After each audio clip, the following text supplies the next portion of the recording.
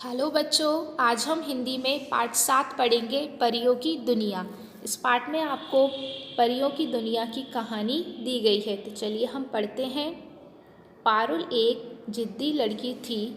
उसे जो भी चाहिए होता उसे लेने के लिए अड़ जाती, छोटी छोटी बातों पर रूठ जाती, अपने साथ के बच्चों से झगड़ा करती, अपनी बात सही साबित करने के लिए कई बार झूठ भी बोलती। शैतानी करना और बात ना मानना उसका स्वभाव बनता जा रहा था। उसकी इन आदतों से उसके माता पिता व दोस्त सभी परेशान रहते थे। एक दिन पारुल की माँ ने उसे परियों की कहानी सुनाई। तब से पारुल के मन में बस एक ही जिज्ञासा थी।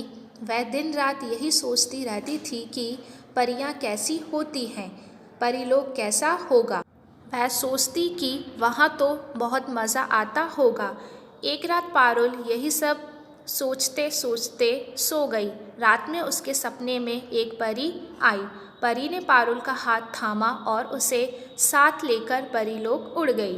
परीलोक में घुसते ही पारुल को फूलों की बहुत अच्छी खुशबू आने लगी। परी ने कहा, यहाँ इतने सुंदर फूल इसलिए हैं क्योंकि हम इन्हें तोड़ते नहीं हैं। सासा पारुल को याद आया कि उसे तो जो फूल अच्छा लगता है वह उसे तोड़ लेती है। पारुल ने सोचा अब वह फूल कभी नहीं तोड़ेगी। फिर वह आगे बढ़े। उसने देखा वहाँ खड़ी सभी परियां मुस्कुरा रही हैं। कहीं कोई उदास या रोता हुआ चेहरा नहीं दिख रहा। परी ने कहा, यहाँ सब खुश इसलिए हैं क्योंकि हम एक दूसरे से कभी झगड़ा नहीं करते। सभी छोटी परियां बड़ी परियों की बात मानती हैं। हम कभी जिद नहीं करते व प्यार से मिलकर रहते हैं। पारुल ने सोचा तभी वह उदास व चिड़चिड़ी हो रही है क्योंकि वह तो हमेशा अपनी ही बात पर अड़ी रहती है। उसे अगर किसी की कोई बात पसंद ना आए तो वह तो झगड़ा कर लेती है। पारुल को खुद पर बहुत शर्म आई। उसने सोचा वह अब कभी ना तो जिद करेगी ना ही झगड़ा। वह आगे बढ़े। उसने देखा परियां आपस में मिलजुल कर बड़े मज़े से खेल रही हैं। उन्हें खेलते हुए देख पारुल को बहुत अच्छा लगा। परी ने फिर बताया, ये मिलजुल कर इसलिए खेल रही हैं क्योंकि छोटी छोटी बात पर एक दूसरे से रूठकर खेल बीच में ही नहीं छोड़ती।